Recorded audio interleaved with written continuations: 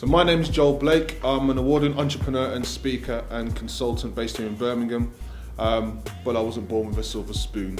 I'm not here to talk about the greatness of opportunity. I'm here to talk about how things are and the reality of trying to turn your ambitions and your aspirations into success. I started out as a young person born in the city of Birmingham. I always had guidance from peers, some good, some bad. But I'm thankful for the experience I've gone through and to be able to share some of this with you.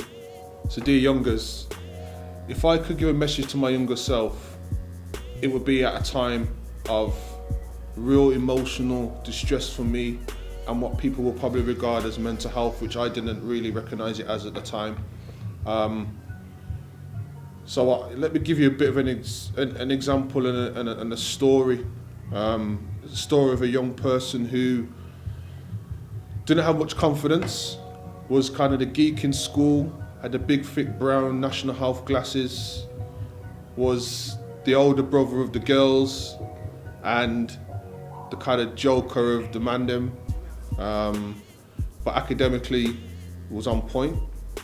But I was a safe guy, so I never used to get bullied by the boys, but I never used to go out with the girls either because the girls will see me as a kind of a safe brother.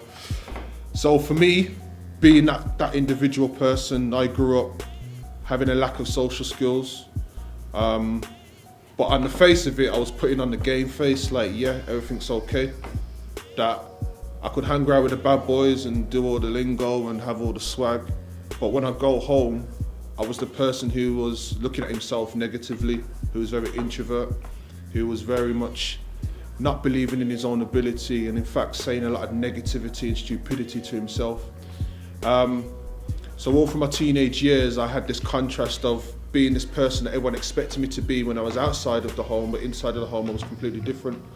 So that kind of contrast and trying to be two people resulted in me at the age of 15 finding myself on a balcony in the council flat that I was living in. And whilst my mum was working part-time at her third job for the day, I was standing on this balcony contemplating why I should even be here, and I suppose trying not to be a burden anymore for mum. So I spent about 45 minutes trying to convince myself of all the reasons why I needed to jump. Complete darkness, no one was around, there was no one else there. But the only thing that was there was a lamppost at the at street level, and with this lamppost on 20 yards either side of the lamppost, you couldn't see anything because it was pitch black, but you could just see where the light was. And I remember being on this balcony ledge and hearing singing, hearing humming, and I'm thinking, where's that beautiful sound coming from? One would almost say heavenly. So while I'm there contemplating and go through this whole mental shift at this time, I'm hearing the singing coming closer and closer and closer. And at the point of when the singing got at its loudest, it was when I saw this young woman and her young child both carrying shopping bags under the light of this lamppost. And when I looked down, I recognised the young lady as a young lady who was doing, she was a prostitute for the area that everyone knew about, and everyone knew that was her daughter. But they were singing at the top of their voice, and I mean singing without a care in the world. Carrying Audi bags at the time. I know if you carried an Audi bag, it was not necessarily a good piece of street cred. It's not like Audi as it is today, I suppose. But this young woman that we knew and this young girl that we knew from the area were just singing, happy. And they sang through the light, and then they moved out of the light, and then the singing got more distant. And at that moment, I jumped off the balcony.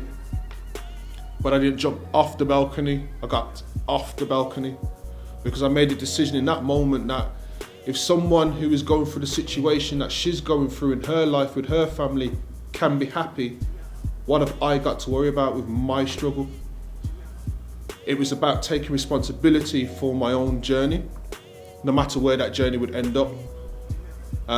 So I came down off the balcony and I made a decision, and I was 15 years old, and I made a decision that no matter what happens from here on, I'm in control of my future, regardless.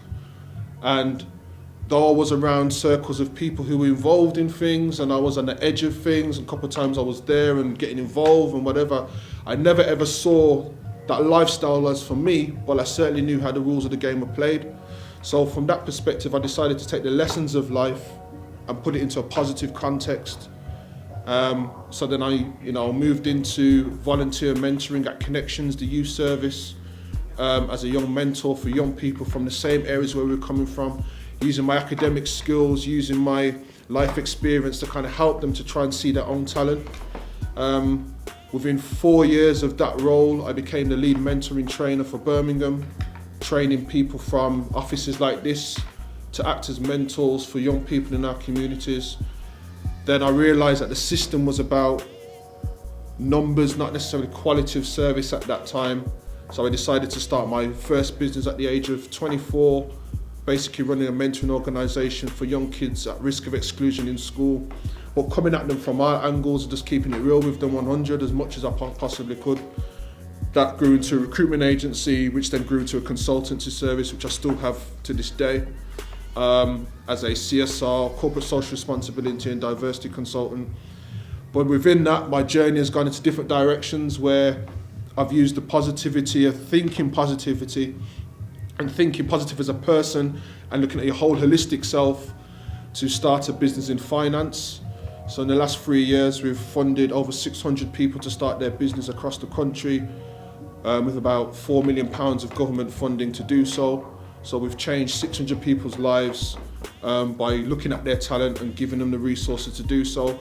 What I'm really proud about with that business is that 350 plus of those businesses are those based right here in Birmingham in the West Midlands region. From ex-offenders, ex-drug addicts, people who have been a victim of domestic abuse, right up to professionals who need a career change at the risk of mental health issues themselves, right up to gifted and talented people who are already on the right track. So we've been able to help the community from that perspective. So my give back from that perspective has been something that I'm really, really proud of.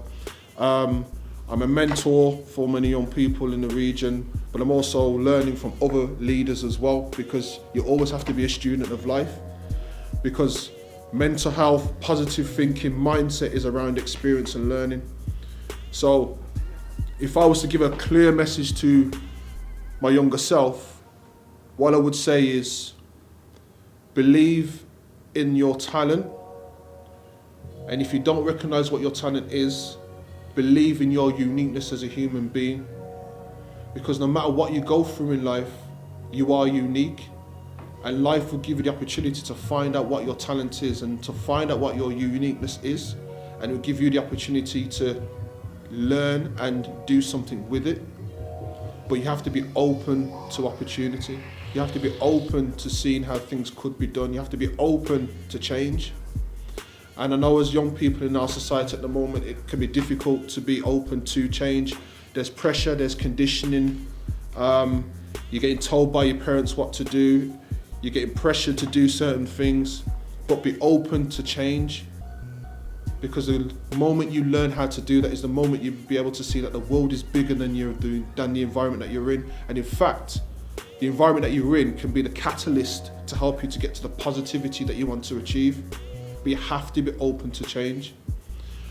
And just to kind of finish off, I just want to share a quick poem with you all, because it kind of encapsulates my thought process and how I see things. As I look around, I see a lot of youth living a life of doing what they want to, whether wrong or right, but with an attitude of do or die. Like a kamikaze, I see them wasting their lives, they flex muscle, feeling like they're ready for the tussle.